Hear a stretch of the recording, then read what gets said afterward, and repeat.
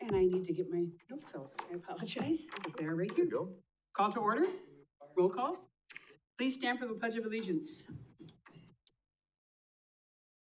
I pledge allegiance to the flag of the United States of America and to the republic for which it stands, one nation under God, indivisible, with liberty and justice for all. And our first citizen comment is going to be by Scott Larson, but Steve is going to give a little intro before Steve talks about his program. Yeah, I see it. Jump up. Sorry, Scott. I just wanted to remind people, especially for the newer council members, that until last year, we funded some organizations, we used to call them non-city or non-government organizations. Macy is one of them, and Scott Larson is going to be speaking to a request. We no longer are formally soliciting or following up with those individual companies or organizations to ask for them. But Scott had contacted me indicating that Macy wanted to make a request. And so we're here tonight to do that on behalf of that organization. Scott. Please state your name and address, and you get 5 minutes at the. All right, thank you. Name, Scott Larson, address 9661 County Road B, Pittsville. As noted, I am here on behalf of Macy, Marshfield Area Coalition for Youth. I am the current chair of the board of directors for that organization. As Steve had mentioned, in the past, the city has found a way to provide some funding for the programming that it does. A little history, Macy was formed back in 1990. Again, it's the Marshfield Area Coalition for Youth.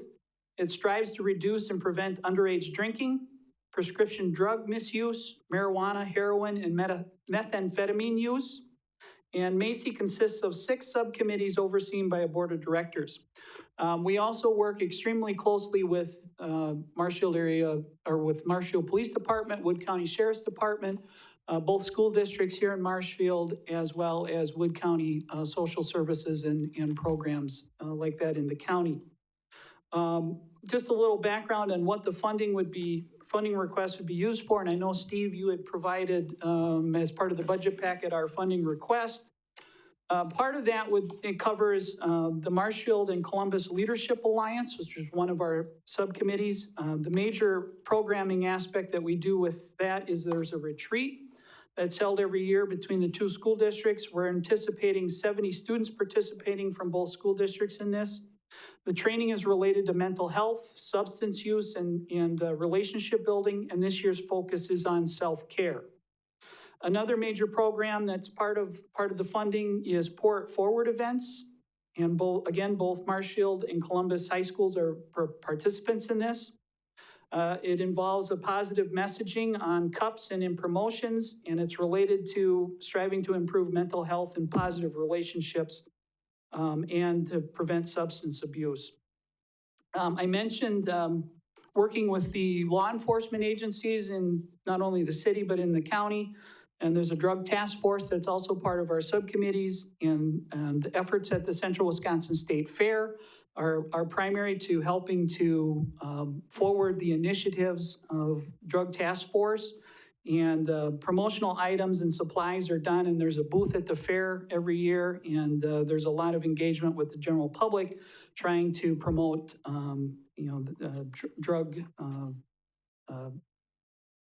preventing, I should say, drug use. Mental health is also a key component of what we do as an organization.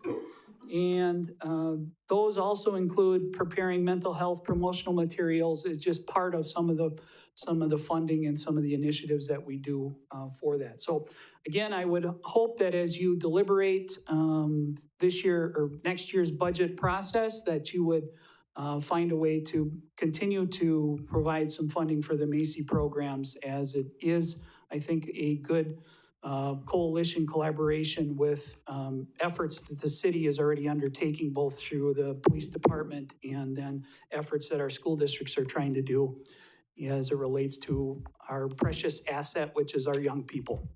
And with that, I thank you for the time to make these comments. Thank you. Thank you, Scott. Any other citizen comments? Any other citizens' comments? Seeing none, item D, review consideration of the recommended 2024 budget. Rebecca Spiros, chairperson of the Finance, Budget, and Personnel Committee, presiding. So we are going to change chairs and do a little musical chairs. Without music.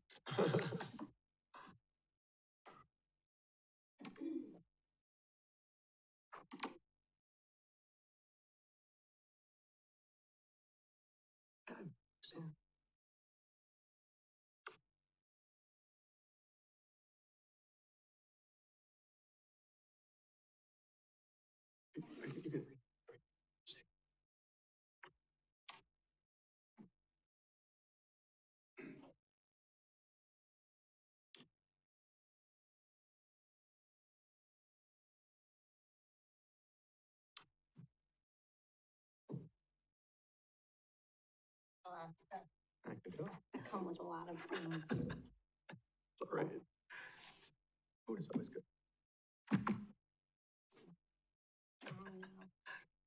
All right, where's my plug?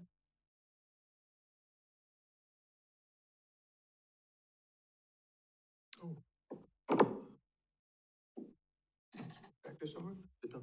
I'll go. Go across. All right, just sorry, pardon me, getting ready for a second.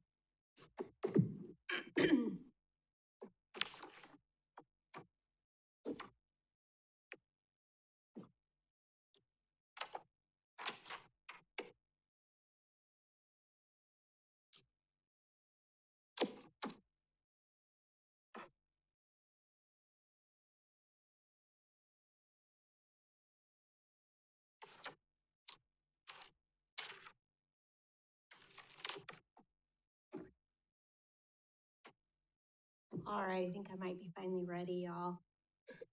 Okay, so we are going to do the presentation of the recommended 2024 budget. Steve Bark will primarily be presiding over most of this. So I'll have Steve go to the microphone. Review of individual budgets is noted below. Action may be taken on one or more of the budgets at this meeting. Any budget not reviewed at this meeting will be added to the agenda for the next budget meeting on Monday, October 16th at 6 p.m. So we will move through as much as we can prior to our regular common council meeting, which is set to begin at 7. I'm not sure if there's a break in between those or not. So Jessica will keep us on time too, I think. All right, Steve, so it looks like we're gonna start with general government. And it'll be helpful if we can go through the pages. So in the book, that's page 30 for anybody who has a book. Actually, we didn't talk about this beforehand, but I'm going to start with just a little overview presentation, and then I'll be sitting back up by you as we go through the areas one by one. I like to give kind of a 10 to 15 minute overview so you get a sense of where we're at overall and the bigger picture before we dive into specific numbers. So I look at the PowerPoint here. Where we're going to start with is a dashboard of our current finances, just sort of where we stand as you start looking at the 2024 budget.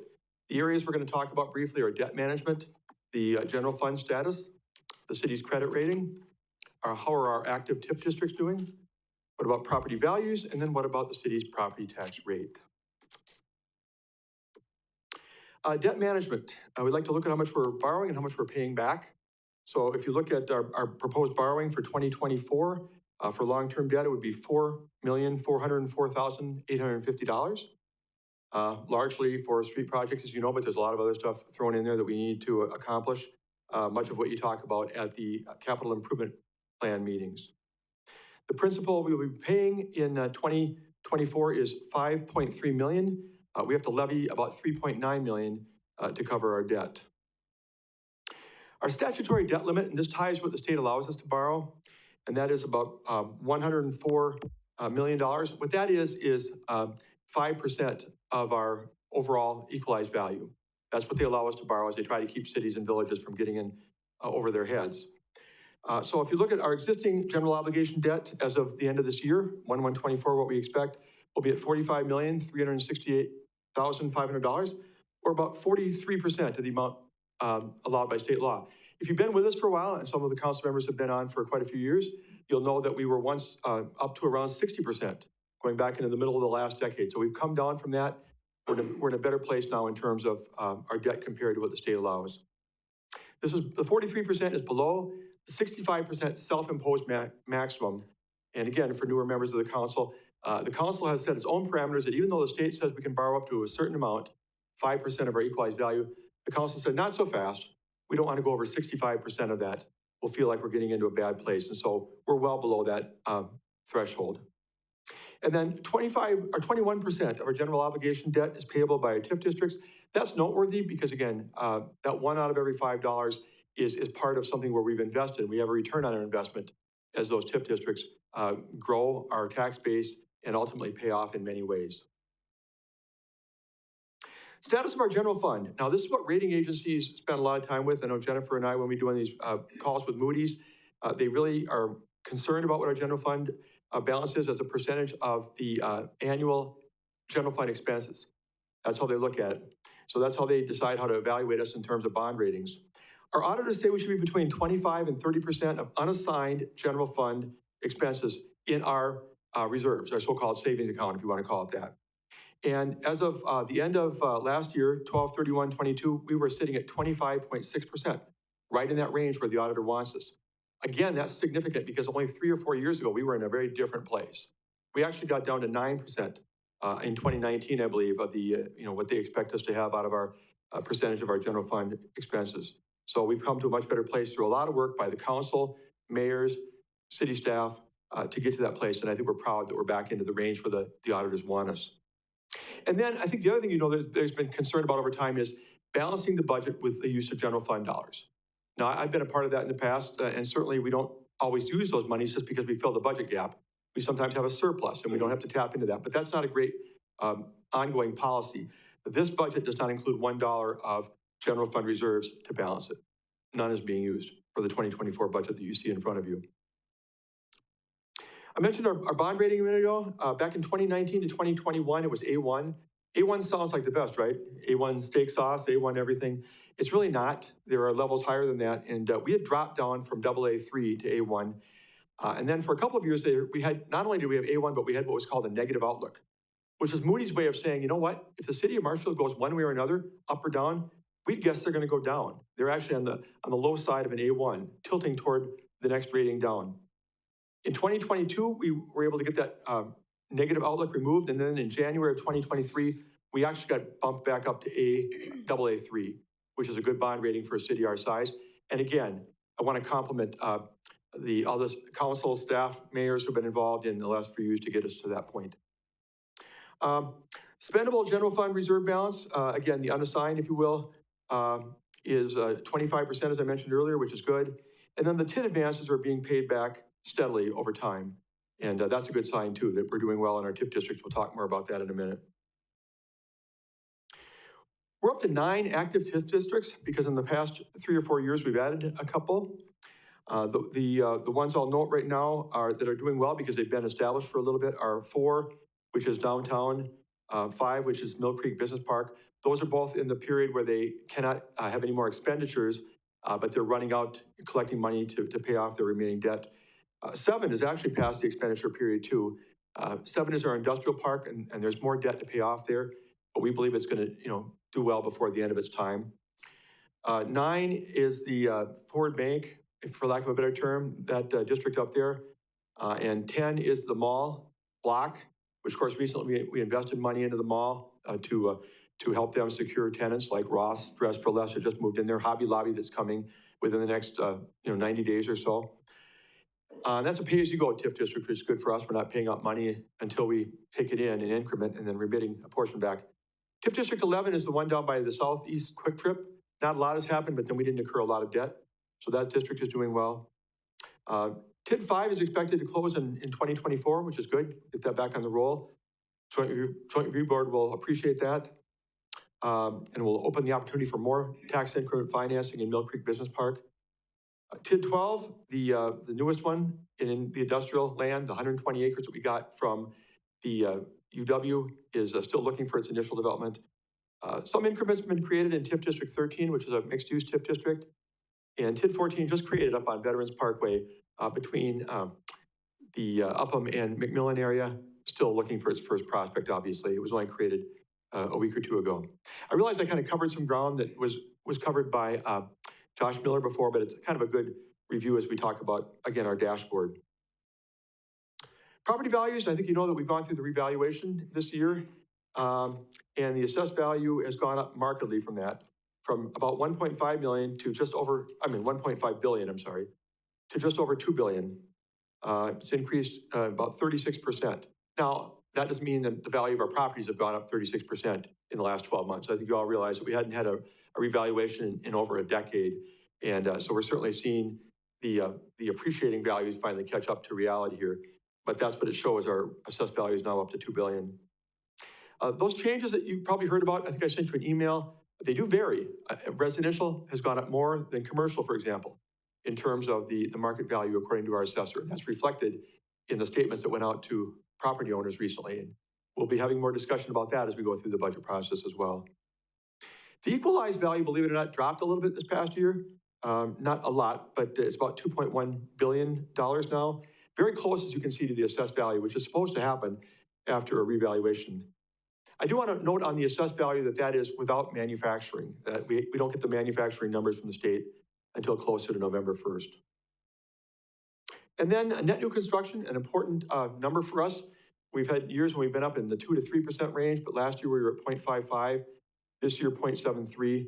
And that is, that net new construction ties to how much we can increase our levy, which is very important because, you know, costs go up with inflation. And so we've gone up a little bit from last year, but that's not really a big amount in terms of the dollars that we can levy compared to the 2023 budget. Property tax rate. Property taxes have always made up the lion's share of our revenue. It continues this year. 52% of the revenue that we take in comes from property taxes. I don't have it down here this year, but about 35 or 36% I think comes from state aids, shared revenue, general transportation, connecting highway, computer aid, those types of things. The final 10% comes from all the odds and ends we could talk about for a while. Fines, forfeitures, you know, any number of random things fit into that 10% category. Right now, our tax rate is $10.62 per thousand, the city's tax rate. I say right now, it's very uncertain what it'll be, but I can tell you it's gonna be a lot lower when this is done, which happens on a revaluation. It'll drop our tax rate maybe to 8 point something. I'm not sure exactly what it will be, but that's because the assessed value has now gone up from 1.5 billion to 2 billion, and that's gonna be spreading the amount we collect over a much larger assessed value base.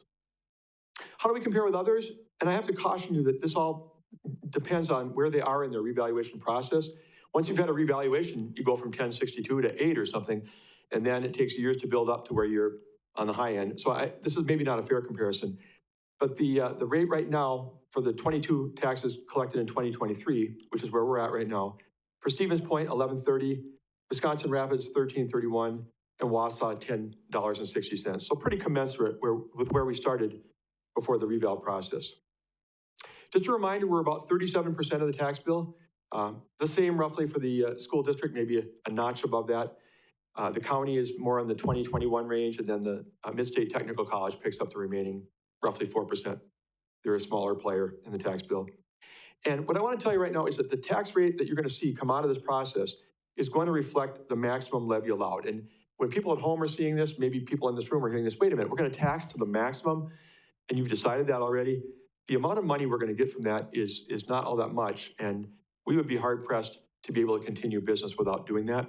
Last year, that resulted in a tax increase of around 1%, and you know, I would expect it to be something of that nature again when we're done. But I think we're only able to collect about $80,000 or thereabouts additional just from increasing the levy based upon what state law holds us to. For a $25 million general fund budget, that's not a large increase.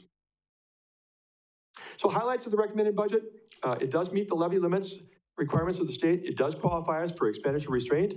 That's a big thing. I think one year, about 5 or 6 years ago, we were in a rough place, and we actually talked about maybe exceeding what the state would allow us to spend and, you know, qualify for the next year's ERP. And then you realize, wait a minute, we'd be giving up $400,000. And then you look in the mirror and say, we won't be doing that.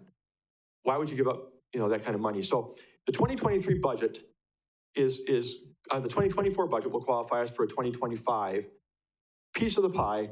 All the cities and villages in the state divide this. Depending on how many qualify, that determines what your share of the pie is. Sadly, for this year, ours is going down $60,000, but there's other years when it goes up, you know, as well. I've got right in there now a $50,000 contingency. There's $127,000 contingency in total, but $50,000 of it is set aside with the idea of possible pay increases. We are in the middle of a study with McGrath, and we don't know what's going to come out of that as far as wage scale adjustments that they're going to recommend. We could also allocate that toward general wage increases if we wanted to go beyond what is being proposed, which is, I passed by there, but which is the steps plus 1%. Steps plus 1% is, you know, for a lot of employees, maybe 2.5%, 3.5%, depending upon where they are in their, you know, their wage scale. But given what we've seen in inflation in the last 12 to 18 months or 24 months, I think we're not keeping up. So once we get the report from McGrath, we can see what that means, we can dig into it and decide how we want to handle it. But at least we have some money set aside for that purpose when we get the report, which will be before the end of 2023. So as I said, the city tax rate is not determined yet. We don't have all the assessed value information and everything plugged in. We'll let you know as soon as we have a proposed tax rate.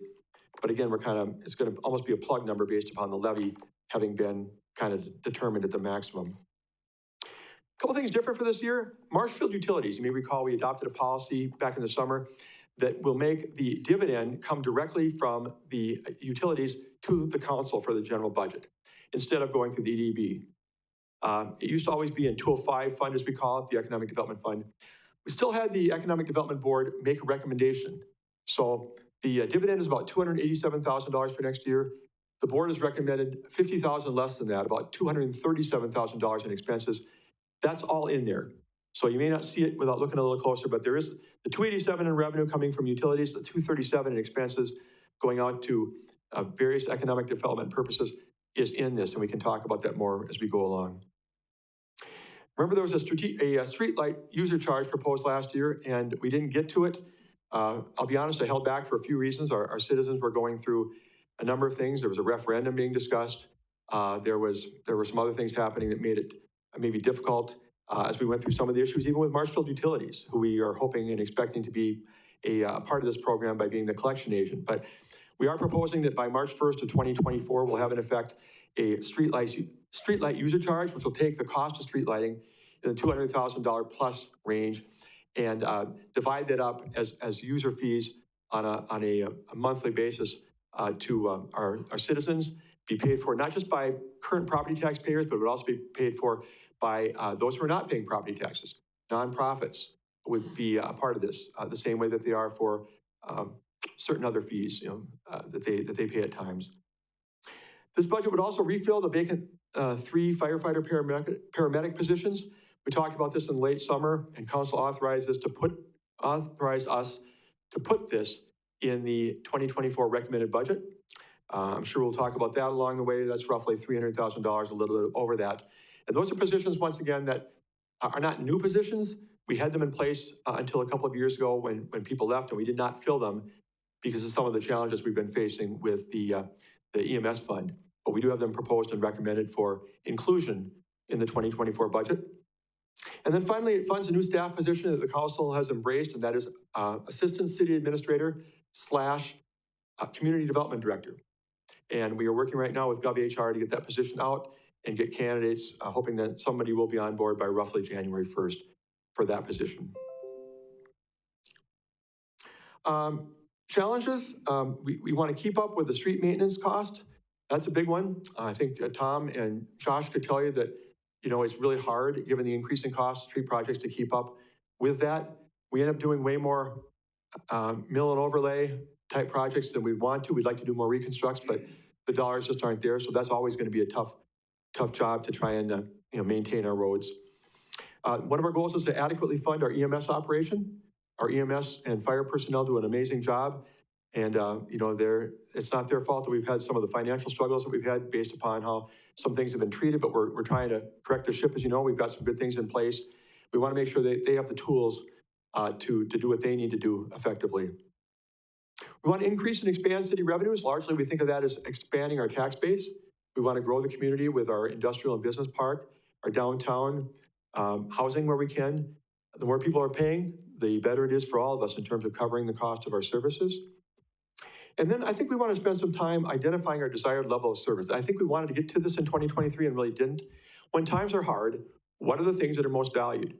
And this may well involve Tom Laux with surveying our public. I think he's working on it now to find out what their most important services are, so that if we have to make cuts, let's say we're getting into 2024 and we're looking at the 2025 budget, what are the things they definitely don't want to see reduced? And what are the things would they maybe see as, we like it, but if we have to, we'll take a little bit of a hit. I think when the council can work with the citizens and the staff, and we can all identify what that base level of service is, it will help us if there are hard times and cuts are required.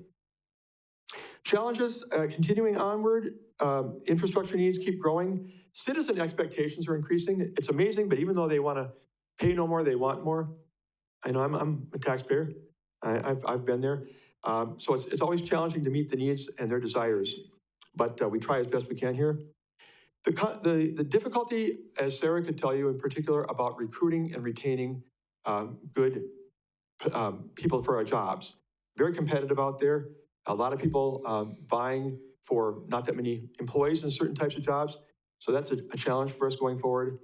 And then finally, the outcome of the clinic tax case is uncertain. We've known that for a couple of years, and we'll continue to deal with that as we get ready for what may or may not happen in early 2024. So the next steps in the budget process, this meeting tonight, we're going to wrap up at 6:45 to give us a little time before the regular council meeting. Monday, October 16th at roughly 6 o'clock or whenever the Board of Public Works meeting comes to an end, we'll jump in. Meeting 3 would be Tuesday, October 24th, a setup very similar to this with the budget meeting at 5 o'clock and the regular council meeting at 7 o'clock. And then if necessary, 2 days later, on Thursday, October 26th at 6 p.m., we'll wrap it up. That'll give us time, the finance staff in particular, time to get things into final form, but to give to the newspaper, to publish the required public notice on Saturday, November 4th. And then we'll have a meeting on Tuesday, November 21st at 6 p.m. To adopt. Now, that will be right after the Finance, Budget, and Personnel Committee that night. I looked at making this the 28th would be a regular council meeting, but the 28th of November would put the staff in a little bit more of a bind. We've been there before in terms of the turnaround time to get things done and be able to get the tax bills out by the middle of December when we need to. So before I go to questions, I normally do this at the beginning, but I just want to thank our staff. I know I do this every year, but we have a really incredible staff here. And if I don't toot their horn at least once a year, I'm very remiss. Jennifer and Jordan have done just an amazing job with this budget. The department heads, many of whom in this room, are so great to work with. They understand the challenges. They're willing to give and take. They know their jobs. They're skilled professionals, but they're team-oriented too. And I really, really appreciate that about everybody I'm looking at right now. All the staff in this building, all the staff in the other buildings. I say this a lot, but I'm incredibly blessed to be working with the people I do here. And that makes it enjoyable every single day. It's a great group of employees, and I'm very, very proud of every one of them. Having said that, I'll take any questions or comments about the broad presentation and what I offered here. And if you want more information than is given here, and then we'll dive in, as was said earlier, to the individual areas for review. Are there any questions? Ed? Thank you. Steve, just one quick question about the, that contingency fund, that $50,000 contingency fund. Is that set aside to only deal with pay increases, or is that the total, all full year contingency for the entire city operation? No, the entire contingency is $127,000. Okay. And, you know, I know that the word earmark is a bad word, as we've all learned from other levels of government. So I wouldn't say that, but it's kind of, in my mind, that $50,000 of that 127 is for, you know, salary adjustments that may well be needed after this study is done. And or adjusting the wage scale for July 1st, if that's deemed more appropriate as part of that review. Okay, so it's part of the 100 and some odd thousand, right? Yeah, 50,000 out of the 127 is what I'm thinking. Until we get the report from McGrath, we won't know for sure how far that goes. Okay, one last question about that. Where did you come up with the number 127? Was that a derived number from leftover one other place, or did you deliberately want to set it at a certain amount? Well, no, we didn't. I mean, you might think that you set it at a percentage of the general fund expenses or something. That wasn't really the case. We tried to be as prudent as we could on the budget, and that's what was left over. I'm glad there's more left over. We've had years when there's been little or no contingency, and then we come to you with budget resolutions. And budget resolutions are uncomfortable enough for staff, in addition to council, much less if there's nothing in the contingency fund to draw from. So we used to be up around 100 to 125,000 in my earlier years here, and then it went down as money got tougher and tighter. But, you know, 127, 125, that's a really good place to be, I think, for us to start out. Russ? Thank you, Steve. Good presentation, a lot of good work done early on. I just wanted to remind folks that, you know, it's not as black and white as sometimes we portray it to be. In other words, whether we deliver services or not, sometimes it's how we deliver services. And I think we just need to remind ourselves that, you know, even though we may do things repeatedly year after year, maybe we change up the way we do that. Lawn mowing services for Parks and Rec is a classic example, you know, that was contracted out. We still have the lawns mowed, but now we, you know, it's off the tax roll, so to speak.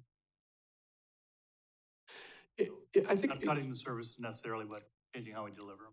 You know, I think I've been in local government a long time, since I was 24 years old, actually.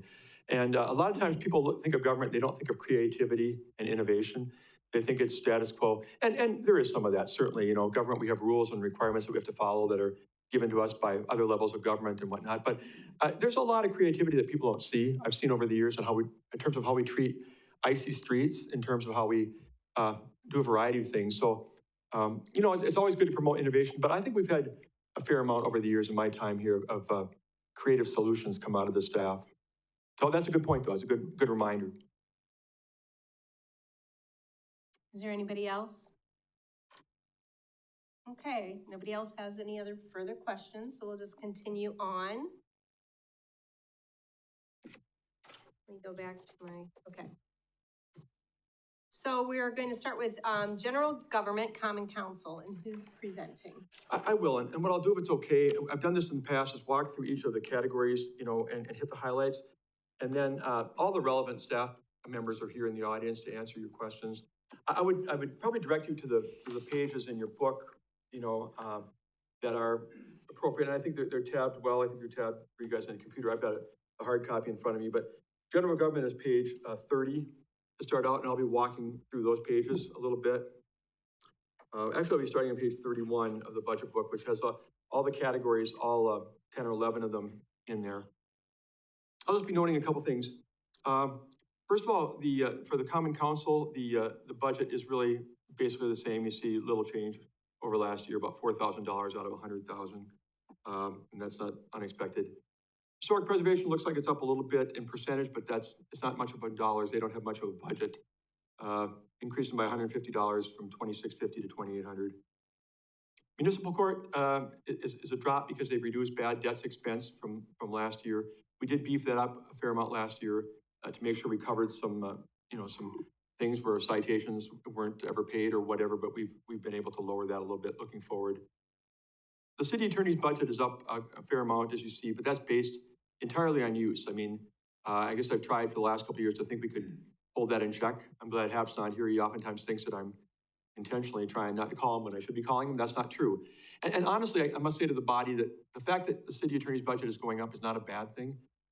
Hap has gotten more involved in contracts and agreements than he has in the past at his request, because he can prevent a lot of heartburn and a lot of cost later on if he catches things early, and he's done that many times. A city administrator budget is just hard to explain. I mean, it just is. If you look at last year is when we threw that massive contingency on there to make sure that we qualified for the expenditure restraint program in future years. The main two things that are happening in terms of real dollars in the city administrator's budget are, number one is that we've taken on half the cost of the assistant city administrator, community development director position. And the other is, I made a note here, let's see, the reduction of that contingency, obviously, as a result of the fact that we're not buffering that up so much. Clerk's office, there's really nothing to talk about of note. The elections is up a lot, and that's because they're going to have 4 elections instead of 2. It's a presidential year, and you'll see, I think, February, April, August, and November. So that's more paying of the poll workers, and all the expenses go up.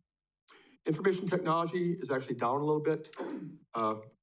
Finance and property assessment are relatively flat, as is facilities. No change in the unelectable accounts. And then we've got right now non-departmental insurance, that's sort of across the board shared, going down a little bit. I don't know if the final numbers are in or not. So that's our best estimate from what we know. And with that in mind, like I said, all the relevant department leaders are here if you have questions about one or more of those budgets. And on the subsequent pages, they're all laid out categorically, those costs. Do we have any questions up to this point? Seeing none, we'll keep moving. All right, so we're up to public safety, Which should be, page 48. yep, very good, thank you. Mm-hmm. we'll start out with, law enforcement or police, as we oftentimes say. And, that is up a bit, you know, their biggest issue is, as most of our budgets are payroll costs. And, you know, they don't really control it a whole lot. We've got the union, pay increases booked in there, and they are probably more than any department heavily, payroll-based. The ordinance enforcement is a decline of quite a bit, but that's because 50% of the cost of the ordinance officers are now being transferred to development services. Again, we have Kayla and Bob doing 50% of their time with ordinance work and 50% of their time with the planning side of things over in this building. So they are now sharing, and we'll tweak that as we go along. I mean, next year we might find out that more time is being spent in ordinance and more time is being spent in planning. We can always adjust and move out of the 50-50 world. The same applies to the assistant city administrator position as well.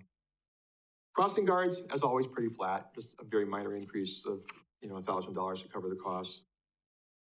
Fire protection and fire prevention are not up very much at all. They've done a good job of holding costs. Fire protection is up about 1%, fire prevention about 2.5%. But again, they have the costs there that they incur just from having the personnel issues and the whole idea of union contracts built in, where much of their expenses come from. And emergency management is up, you know, a bit in percentage, but if you look at the numbers, it's really pretty small, about $800.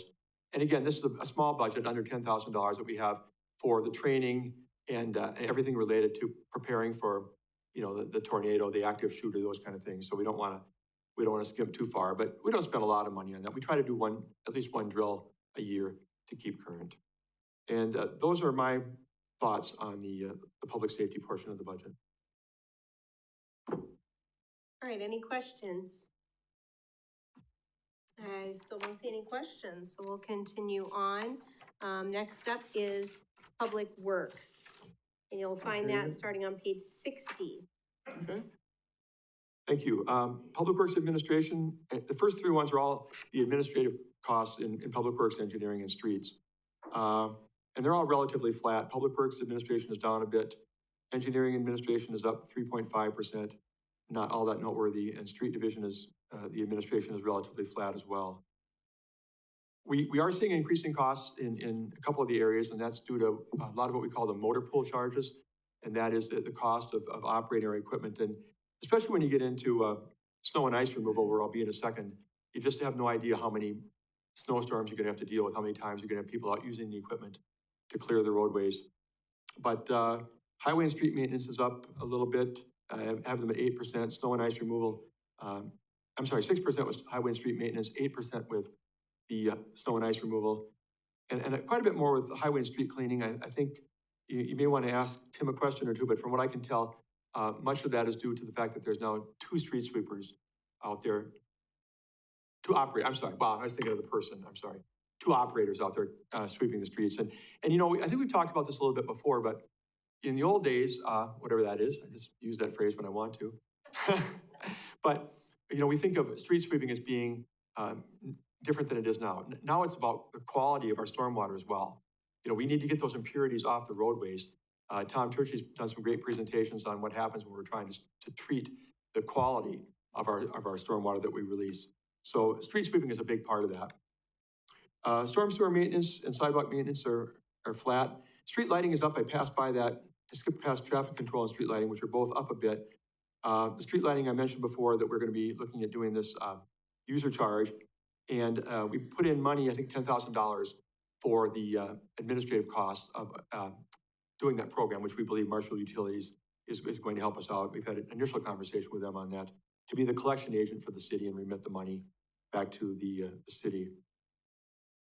Okay, back down farther, parking facilities basically flat. Airport is up very slightly. I've got them at 4%, but then again, their overall budget of about $160,000, 4.5% is not that great an amount. Refuse and garbage is up 6%, but again, those are contractual arrangements that we don't necessarily control. They're built-in cost increases based upon the cost of the service, not really about city employees. Recycling is up 2.3%. Christmas decorations is no longer, I really need to update the agenda. It's no longer in there as a separate category like that anymore. That's been folded into the parades, holidays and signs piece, which really belongs now in culture and recreation, so I apologize for that. We'll talk about that when Justin is up. Although, no, I'm sorry, we won't, because Justin's not really in control of this particular budget category. It's really a public works category, but, and that's down about $5,000 from last year. And that would be my initial comments on public works. All right, Natasha, go ahead. Thank you. I just noticed that there was no money budgeted for new sidewalks. Do we anticipate that we are not going to have any sidewalks this year? Let Tom take that one.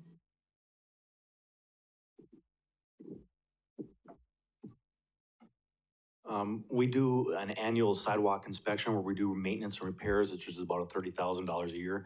But we have no planned new sidewalks that were put in from the CIP. Generally, CIP projects then get forwarded. So what we'd be doing is looking for CIP projects to forward into that type of a budget.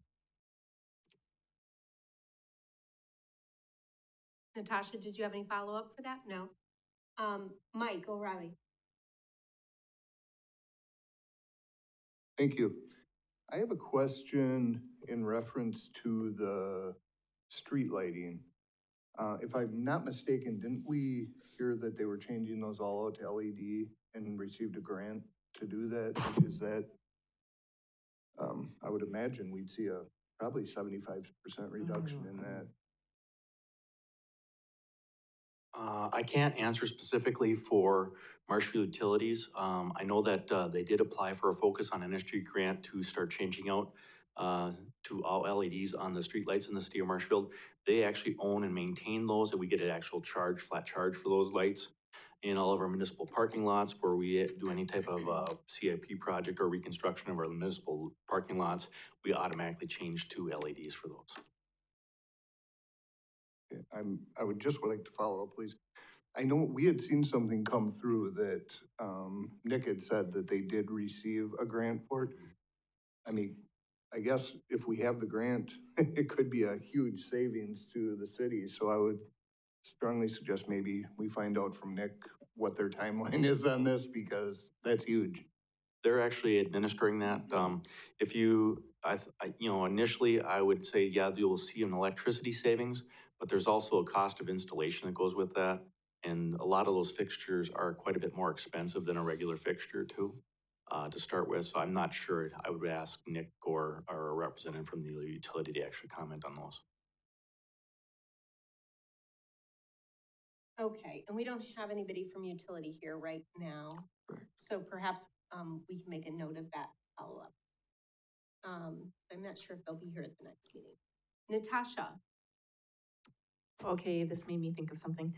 So is the money that's budgeted for street lighting, is this the money that is now going to go on the utility bill, or is this 272,000, is that what the city spends on lighting our property? That's the city's cost of street lighting. And what we're suggesting is that 2 months into the year that we would be actually billing property owners directly for that cost on a regular basis. So you have not taken that out of the budget then? Because, Well, it's revenue coming in offsetting that cost is what happens. The expense is still there. We still have to pay, but the expense, I mean, we're getting offsetting payments for much of the year, presumably from our property owners. so if you're expecting revenue, have you put that expectation into the budget? Okay. Yes, correct. That is correct. As of, the 1st of March. Anyone else before we move on? Okay, I don't see anyone else on that. So we're going to move on to Health and Human, no, did we skip one? No, you're right, you're right. Oh, Health and Human Services, which is Yep. page 80. Yep. There are only two under this category. It's an interesting collection of two things. We have the senior center, and that is actually dropping about almost 20% from last year. And then the cemetery is up about 6.4% roughly for some of the maintenance issues that they have. One other thing I should have mentioned earlier in my presentation, that I credit the employees for some of this. We got a very good renewal rate from Security Health Plan.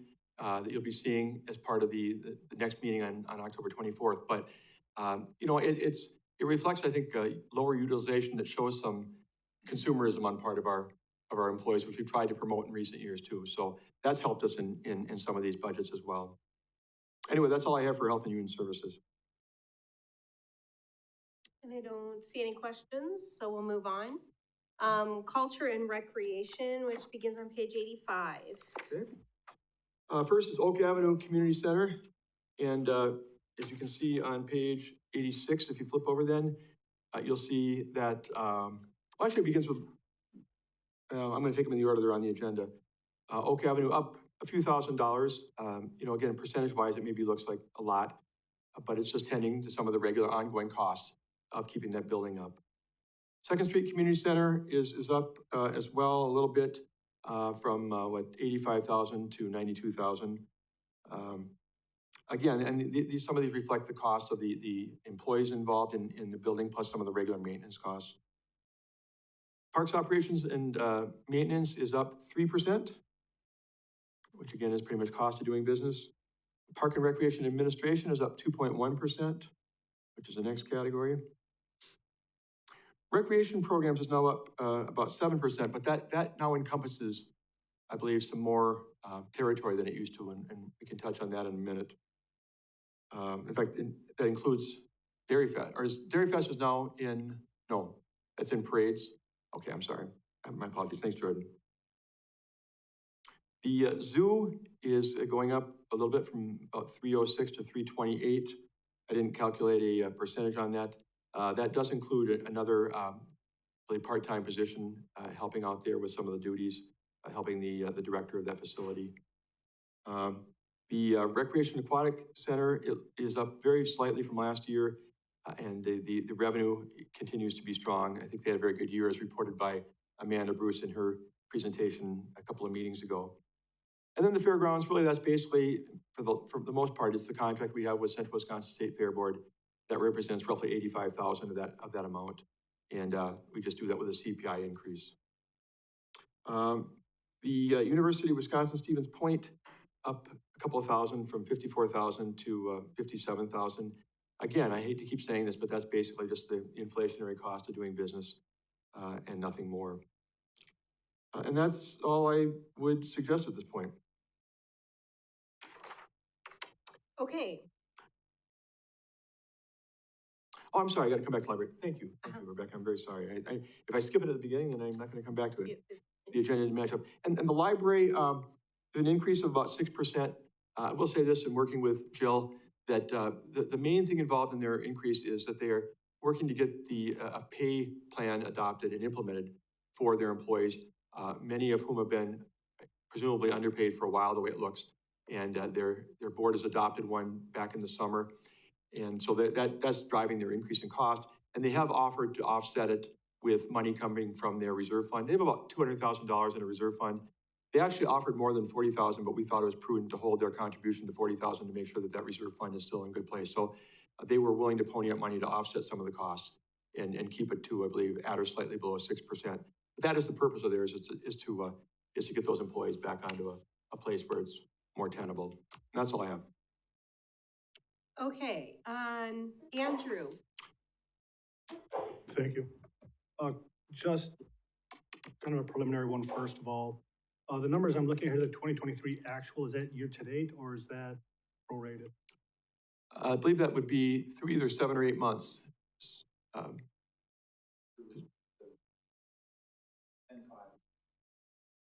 Okay. And is there anything that, I've noticed looking at some of these numbers here, just kind of ballparking it, that in some cases, you know, if you prorate for the additional last 3 months, call it that, of the year, we would be over budget in some and in some unders. Is there anything that caused 2023 to be different than like 2022 that we're aware of? Any thoughts? I'm not aware of anything in particular. You know, we have seasonality, which is, you know, obviously if you look at snow and ice removal, I mean, it depends on, I'm sorry, what time of the year it is, but I'm hard pressed to think of anything in particular. Does anybody in the staff have anything that they would share about that? I'm not aware of anything significant that would would make a differential there. And that's fine. I just wanted to make sure that when I'm looking at these numbers, I'm looking at them with everything in mind, you know, what seasonality, year to date, et cetera, not just taking it for what's on there. So that's all. Thank you. Okay. Natasha? Thank you. So the senior center that was in the Health and Human Services line, is that a different physical location than this Second Street Community Center? No, and maybe, Justin, if you wouldn't mind stepping up, just to explain how those budgets work, because the senior center obviously is within the Second Street Community Center, maybe just to give us a tidbit there. Good evening and thank you. Yeah, the senior center is doing with the programming itself for the seniors, not the actual physical location. The physical location will be the Second Street Community Center. And then is the money for the Second Street Community Center, is that for other programs or is that for maintenance or? Yes, there would be some programming in there not related to seniors, so it could be youth programming or younger adult programming could be involved. That includes heat, light, water, sewer, custodial assistance for maintaining the building, rentals, things of that nature. Okay. So I've got 92,000 for the Second Street Community Center, and so that would be non-senior things. But then I've also got recreation programming. Does any of that recreation programming also happen that would be under the Oak Avenue line? Or is that just other recreation The other Oak- places? I guess we're kind of jumping all over. So Oak Avenue is just a physical building. So that's to maintain that building, water, heat, so custodial that's- supplies, to keep the building up and operating. There's no Okay. recreational programs, monies accounted for in that budget. Recreation programs are typically like your soccer, like adult volleyball. Those monies are not included in Oak Avenue nor Second Street Community Center. Those types of things are outside, so they're mostly youth programs. Got it. Thank you. Anyone else before we move on? Okay, so we will keep going. And we are now where? At conservation and Conservation, yep. development. Yep, thank you. The industrial park item is up a little bit, and I think that's basically requirements that Sienna has put on us for some maintenance that I know Dan had talked about, and I don't know if I touched on that with you, Tom, but Sienna has, Canadian National has some expectations of us doing maintenance around the tracks that boosts that up a little bit. Development services, it does appear to be a fair amount more than last year, from 600,000 to 675,000. Here's the main things going on there. First of all, development services is now taking on half of the expense, half of the salaries of our two ordinance officers, who are now ordinance officers / zoning administrators. And even though development service will only have half of the director position that we've just created, the assistant city administrator / community development director, they will also be picking up the costs associated with an economic development consultant and potentially an economic development specialist if it becomes that. And so they, all in all, the net effect of that is an increase in the overall pay and benefits associated with staffing in that department. And then finally, forestry, as you can see, is relatively flat, going from 278,000 to 281,000. So that's all the comments I have on those three areas. Natasha? Thank you. When we were talking about potentially having a contract with Vanderwall for the Second Street Community Center, would that fall under this category? It would if we had something in place right now. There's no funding in there for that right now. I mean, I just didn't see fit to put a placeholder in, but that's where it would belong, in that development services category. So if, because we're in the middle of deciding that, so if that is decided for 2024, where would the funding come Well, from? if it's decided and we're still in the budget process, we can make a change and probably take some of that contingency and draw it down and put it toward this contract. If it's not until after the budget process is over in December or into 2024, we'd be looking at a budget resolution to transfer the money. If the council really wants to move forward with the Vanderwall contract and we've got something figured out that everyone agrees to, we'll find a way to do it. And I think that's one of the reasons I'm glad we have $127,000 contingency right now in this budget. Okay. Thank you. All right, I don't see anybody else on that. So we're gonna move on to debt services. I'm gonna ask Jennifer if you wouldn't mind making any comments on this particular area. And I think, where's that at? We're on 124 for that. 124, So we skipped ahead a little bit. yep. So that essentially represents the cost of having our financial advisor file our required reports for the SEC. Any questions? Okay. Other financing, which I believe starts on 109. There was one question. Oh, I'm sorry, Natasha, I'm sorry. I don't know if I should apologize for all these questions. Okay, so for debt service, we put a certain amount of money on the tax bill every year for debt service, and, you know, it varies. Do you have any idea, you know, if I was to have someone come up to me and say, how much of my tax bill is because of the debt, do we have any way of explaining that, or? Well, if we think about what we're going to levy, which will be about $10.8 million for our general fund operations and about $4.5 million for debt service, that's, you know, roughly a third or a little more of the total tax bill for the city goes to pay debt. Do you think, because I think this year it's gonna be a little bit higher, our debt service, do you have any sense of what that would be? So we'll get to that You will. towards the end. Yep. Perfect. Anything else? Okay, we'll go on to other financing. Yeah, it occurs to me as I look at some of these pages that, they don't talk about specific projects. For example, if, you're looking at room tax and you see the total amount of public accommodation revenues expected and the amount expected to be paid out. And I imagine one of the things council would like to see is where the projects are going. Those are pretty well laid out in the approved capital improvement plan. Many of those that Justin is well aware of from having brought forward. But what you see in the budget book is basically the amount covered, and we're expecting to collect $550,000. Remember, this is the revenue account basically we're talking about. Giving $385 to Visit Marshfield and keeping $165 ourselves. That's based on the 70-30 split required by state law. So the $165 that we're planning on keeping are for projects in Parks and Recreation that have been laid out and approved as part of the 2024-2028 CIP. And as directed by the council, once those projects are approved, they're included in the plan.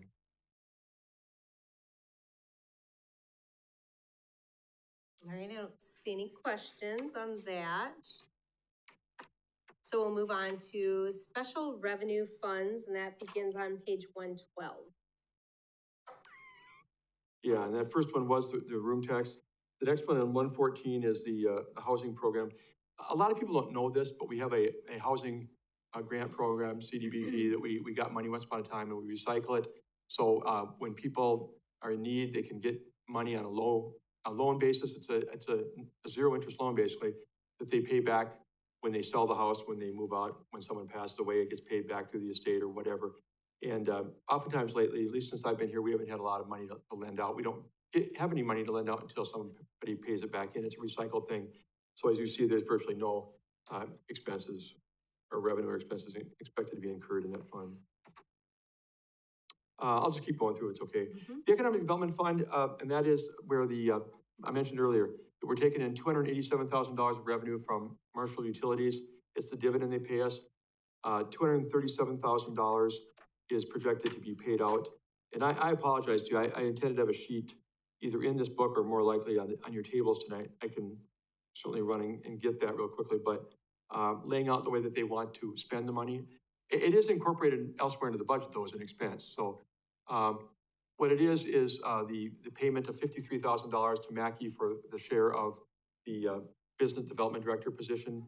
I think for Main Street, it's roughly $25,000 for downtown improvements, $70,000 for continuation of the facade grant program, $34,000 and change for the Winslow Family Plaza programming, because we spend 25% of that, or 20% of the money from that fund is what goes in there.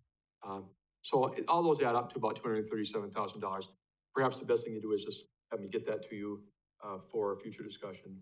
But as you remember, this is kind of awkward for me too. This is the first time we've ever done it this way, where it's not just part of the 205 fund to begin with. It's actually coming directly to you as a revenue, and you have to approve the expenses.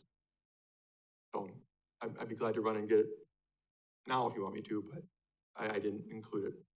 Natasha, Which I apologize. Natasha's shaking her head. I think she'd like you to run and get that now. I'd be glad to. No, at some I'd point, be it glad would to. be good to have that broken down. It doesn't have to be now, but yes, I agree, it would be good for us to look at it.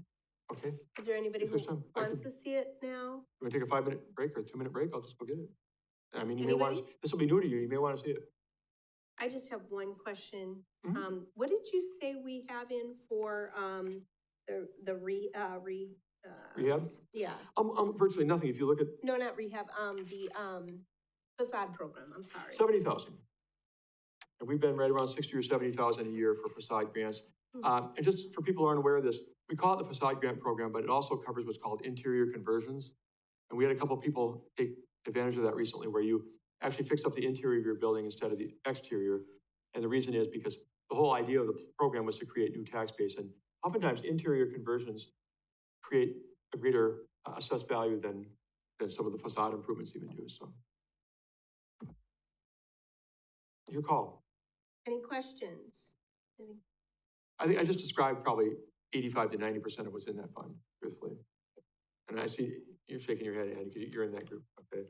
All right, next up would be the public safety. I don't know if you have any questions. I think that would go maybe toward Jody, I'm guessing. I'm not really all that familiar with that particular fund.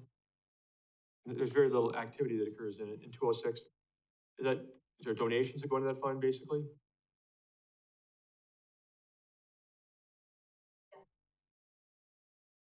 Okay. So are we good on that? Anybody have questions? Jody, do you have anything to say at the mic? No? Okay. I apologize on some of these. Most of my focus is on the general fund, the 101 through much of the time. So some of these real odds and ends ones I'm not as familiar with. 214, the Business Improvement District, that's money in, money out. Again, that's money that they tax themselves, for those who aren't familiar with it.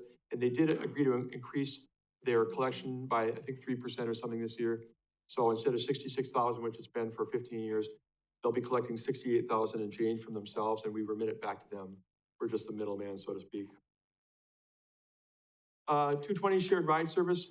You see the numbers there, the costs go up. The grant percentage has kind of tumbled down over time. I think we're down to around 55% or so of what the federal and state grants cover. The rest is either fares or a local share. Unfortunately, our local share has been increasing over time, and that's to be expected as grants diminish a little bit. And I think we're projecting the local share. What's the right number? What? That's the $116,000, thank you. Yeah. And that's gone up over time, and I know we've talked about this before, that, I think most of us consider that that's a good investment based upon the population we serve, and we try to minimize that to the greatest degree possible. Communications, the area that Tom Laux oversees, we used to get roughly $250,000 from franchise fees. That's been very steady, but recently, maybe 3 years ago, 2-3 years ago, state law changed, and that those people like Charter Communications only have to give 4% instead of 5% for the local municipality. So instead of paying $250, they're paying closer to $200, but the state makes up the difference with an offset payment. So we're still collecting about $250,000 a year, and that's not just for cable, but that's for all the communications work that Tom and David do. And so you see that in there. The expenditures are matched basically with that, since those are the only real revenues that we have in that department. Although there's a time I think we need to put a bookmark in the fact that if revenues don't go up, if they continue to remain flat and costs increase, there'll have to be some tax dollars, I would think, brought into that picture at some point. Ed? Yeah, thank you. I've talked with Mr. Laux on and off over the past year and about some of the things they want to do with communications. Is there any funding here for a low power FM?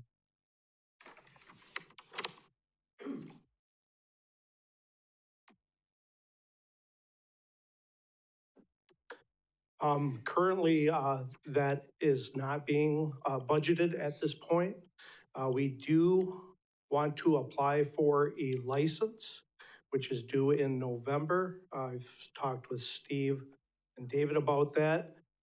We would have 18 months to construct a low-power FM station if that's something we wanted to do. But first, we need to have the license, and there is no cost to the license. So our plan was to apply for a license this in November and wait for the year, and then do 2025. And again, they only offer this opportunity once per decade, really, right? Correct. So we have a very short window, 7 days approximately in November. We're also going to need a little bit of help from Hap, our attorney, in filling it out. But we do want to still apply for the license.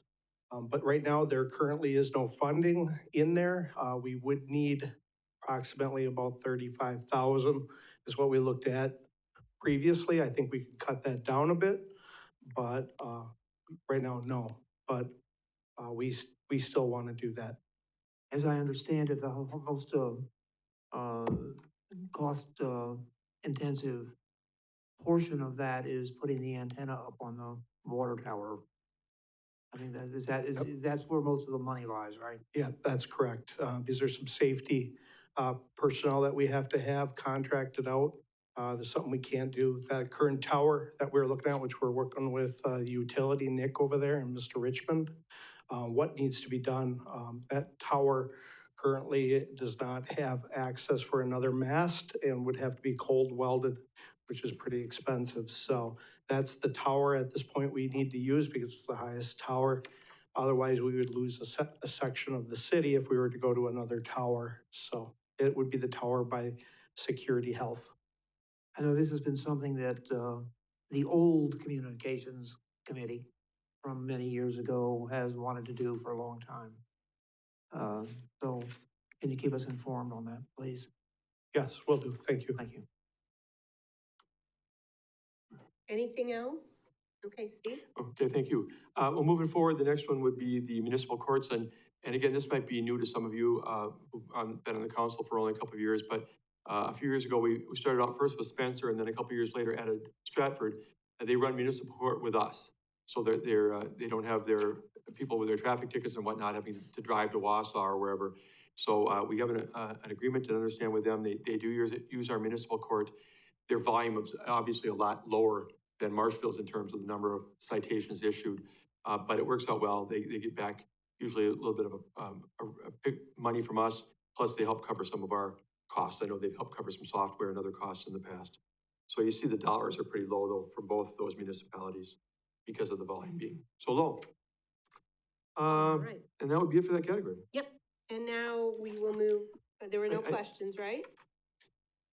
Okay, are we going to debt services I now? think Jennifer kind of covered that briefly before out of sequence based upon my asking her to. Okay. Uh, Is there does anybody have any questions for Jennifer from before? No, okay, we'll move on then to capital projects funds. Okay, a lot of what we do here in some of our work and the conversations you hear around City Hall is what we call the 400 level funds. Those are our capital projects funds where a lot of the work runs out of and the costs are attributable to. It's kind of hard to give a short report on capital projects funds. You see the different categories there, whether it's highway and maintenance or streets, whatever. But those are larger projects that we maintain. Some of those have been borrowed for, and we track those projects accordingly. As you get farther deeper into it, you get into the TIF districts, and then you begin to see basically charges that are incurred, such as the annual audit, their share of the annual audit, and other types of professional service costs that are incurred that are chargeable to those various tax increment districts. I don't, unless you have specific questions, I'm not quite sure where to take the 400 level funds. Are there any questions? Okay, so let's see. We're gonna go on to the enterprise fund, starting with wastewater utility. That's page we're gonna start on 155. Yeah, I will say again what I probably say every year, the wastewater utility in this community is run very, very well. We've had great people from Ron Dickrell, Sam Warp, now Mark Kivla. It's run very efficiently, it's run very well financially, so they're doing well. They are going into a facilities plan, and that will require them to get ready for some capital improvements to the wastewater plant. But if you look at the numbers, the revenue versus expense, I mean, my understanding was that there was a proposal to not even increase the rates this year from Strand, because there's not any justification for that. We're covering our cost where it would be kind of out of sorts to try and increase the charges to our users. So you see the numbers in front of you. Take any questions. Any questions? Okay, I don't see any. Where did we leave off? I think you're gonna talk about the emergency, the EMS fund. Yep, and again, this is where we've been working really hard the last couple of years. We appreciate the involvement of council and certainly the good work of our staff on the fire and EMS and finance side of things. We've addressed the bad debts expense that has been talked about at previous council meetings and tried to get ourselves to a good place in terms of tracking that. One of the big questions for this year, and it was talked about quite a bit by fire, EMS, finance staff, and myself, is the amount of revenue to expect. We're actually doing very well this year on revenue. It looks like we may be ending up in the range of 1.7 million in revenues. A little bit more conservative than that in our projections. We're projecting $1.5 million in EMS revenue for 2024. And but matching up the expenses with the revenue. Of course, the big thing here we talked about earlier, I did from the podium, is the 3 new firefighter paramedics. And that would be to get back to where we were back in 2021. But that's a transfer from the general fund, I remind you. That's not within this. That's money coming into this fund, but as a result of the transfer from the general fund to make that possible. So we take any questions that anybody has on the revenues and expenses of the Emergency Medical Services Fund. Natasha? I'm just wondering where on here is the debt service, the EMS portion of the debt service for the fire station? What number would that be? 49. What was that again? 4. So if you look on page 161, towards the bottom under other financing sources, that's where you'll see the 49210 is the transfer from the general fund for headcount. 49230 is transfer from debt service. That would be the EMS portion of the 2019 bonds. And then 49240 transfer from capital projects would be for the ARPA allocation for the new ambulance. And I had a request at the last meeting. Did we happen to work on that? I have a draft going. I just haven't had a chance to share it with the team to make sure that everybody is in agreement. So I would expect that in the next day or so. Great, thank you.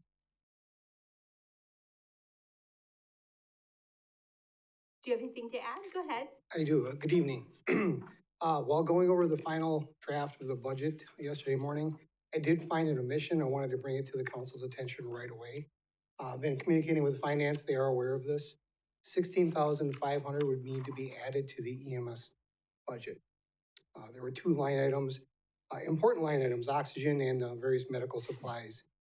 They were omitted when we transferred or entered the data into the system. Oh, gee, what do you need that oxygen for? Come on now. All right, is there any questions regarding that statement? Okay. Where did we leave off? Internal services funds. Okay, we call this a 701 fund oftentimes here, or like you said, the ISF. And this is where we, outside of police and fire, but many of our departments, streets, parks, participate, and we basically are collecting money from ourselves through operations, paying into the fund, and that allows us to make future purchases. There have been some issues discussed at these meetings in the past as to the security of the fund, and sometimes the balance looks quite high. It makes you start thinking that, could we make other expenditures, or why are we collecting that much for ourselves? But but it typically doesn't run all that flush, with cash, so to speak. We've typically in the past tried to find ways to buy equipment that we need upwards of $600,000 to be able to replace the oldest pieces of equipment. We've always charged our parks and street leaders to make sure that they're targeting only the things that most need to be replaced. And we've tried, I know one of the concerns we had a couple of years ago in the council was, are we just replacing things because they've hit the useful life? So in other words, a vehicle hits its useful life, or a loader, 12 years, 15 years, are we just replacing it for that reason? Are we not looking at whether or not the maintenance history plays into that? Is it still got more years left in it? Maybe many of us have our own personal cars that we run longer than maybe the useful life is supposedly. And I think we do a good job now of getting the most life that we can out of these before we come to the Board of Public Works looking for replacements. So we'll take any questions. Natasha, you're up first. Thank you. So I did, one of the things that I asked for later is we need to look at sort of the city vehicles and are we using them well? Do we have too many? Are we buying for the need? But I guess another question I would also like to have us consider is, do we need certain sizes of vehicles or can we share some of them? Do we need big pickup trucks for everyone, which is more expensive? Or could we do smaller vehicles and then, people in the department say, hey, I need the pickup truck today. So I don't know, but I think that those are important questions first, because this is a big expense. I mean, is this $1 million that we're looking at? $1.7 million? Yeah. Yeah, so it is a big budget item that we should be careful about. That's a good point, and I would assume that each one is different, depending upon what department or particular purpose those vehicles are used for, but that's a good question. Certainly look at that and make sure, and I know I don't usually go to the Board of Public Works meetings, but I'm sure that, Tom, you see this, and the members of this body that are on the Board of Public Works see those kind of conversations, the justification for certain size and types of vehicles as part of the presentation for replacement.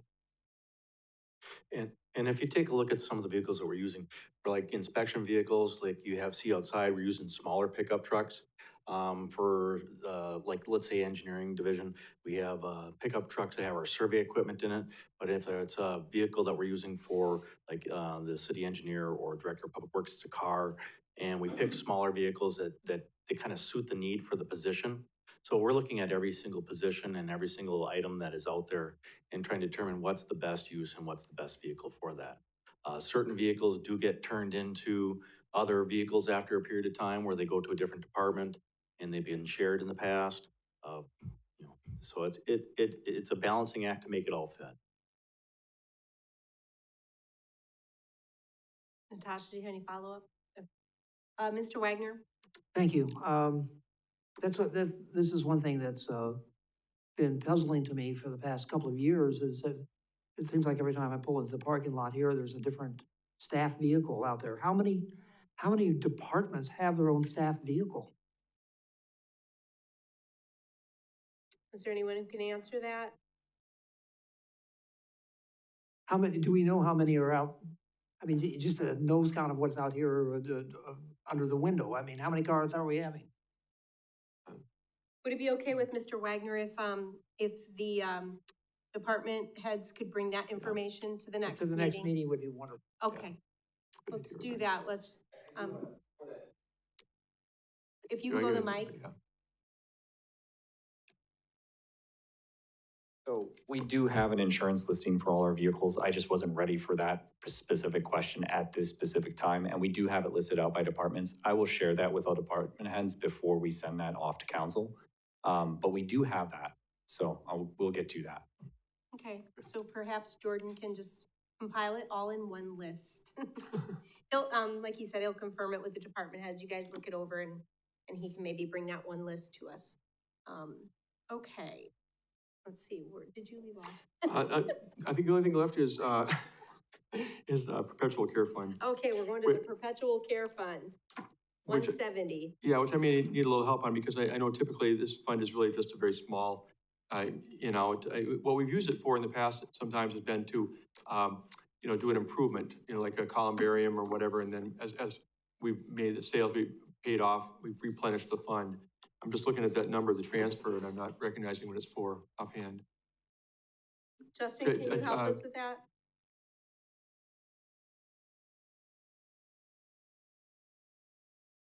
Thanks, Justin.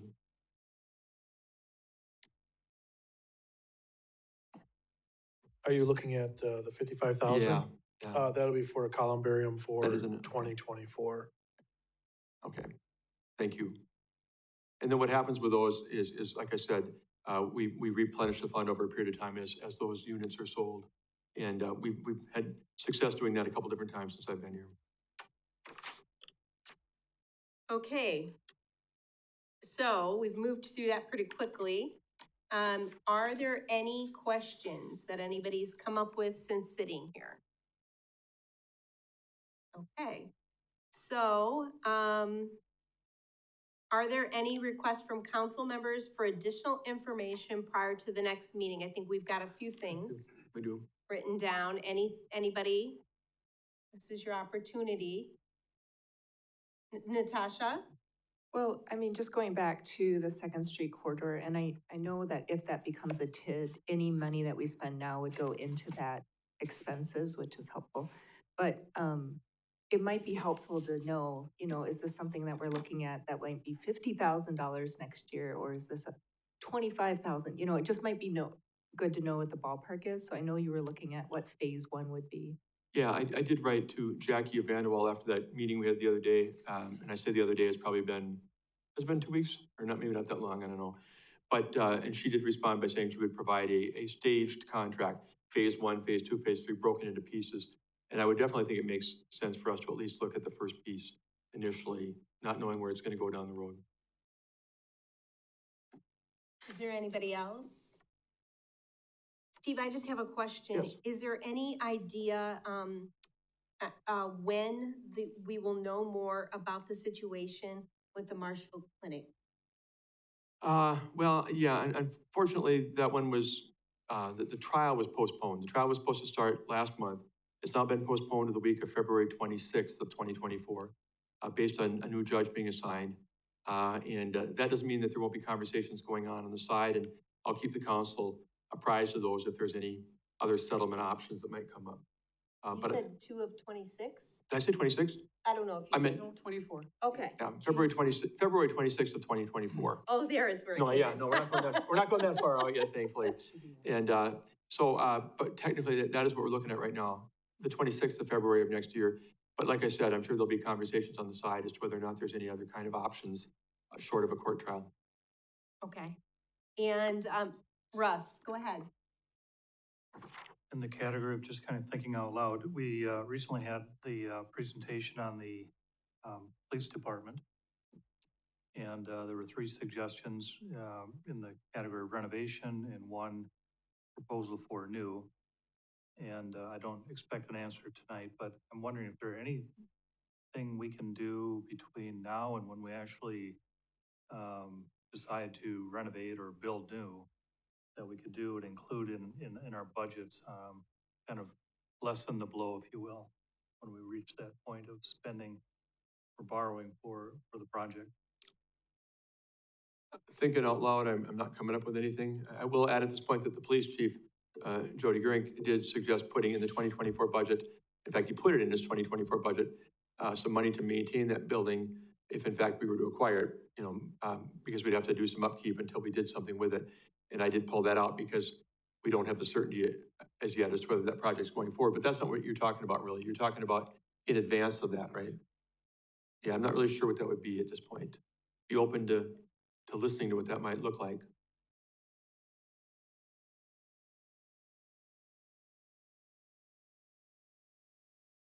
Okay. Anybody have anything they want to comment further on about that? I don't see anybody.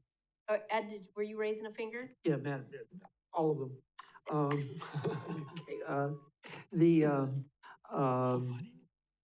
I've been thinking a lot about this, and I have not come too much farther than Mr. Stauber's thinking out loud situation. But I think there are some questions that need to be answered before we decide to either accept that building or to pursue some other matter. Below it all is the question of, in our judgment as 10 representatives of the public, how important and how critical and to what priority should we view a new police department station, a police department. I think there's some talking that has to be done before we start talking about this building, that building, or certainly, trying to figure out where we're gonna dig up that kind of money, which I gotta be perfectly honest with you. At the meeting the other night, I was actually shocked by that number. It usually takes a lot to shock me, but that, that did. But, anyway, I think there's some conversations that need to be had, and they need to be had in this chamber with this council and with the input from the staff. And that's why I wanted to put that on the agenda for the regular meeting tonight, to start debriefing from what we heard. It was a very good presentation by ADCI. I think people appreciated it. I think there were good questions afterwards, but we got to start talking as soon as possible while it's fresh in our minds, and flesh out what questions, concerns, ideas the mayor and council have, and get moving in a direction, or decide not to, whatever we choose to do, but to really investigate it. Anything else? Last call, anybody? All right, so we will move on to item number H, which is an announcement of the date and times of the upcoming budget meetings, which I believe, Steve, you announced at the beginning, but we can go over those again. Sure, yeah, Monday, October 16th at 6 p.m. And again, the Board of Public Works is scheduled for 5:30, so this will be at 6 or when that meeting is over. And then Tuesday, October 24th at 5 p.m. before the regular council meeting at 7, again, moving that meeting back an hour. And then finally, if necessary, Thursday, October 26th at 6 p.m., all the meetings right here in the council chambers.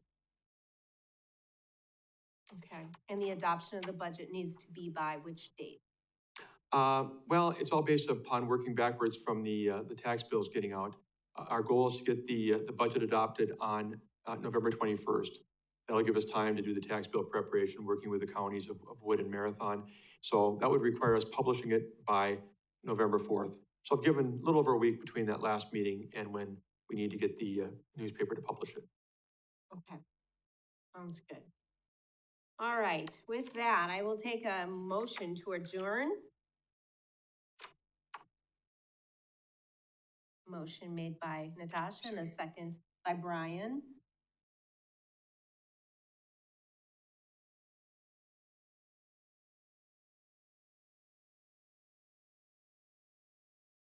Yes.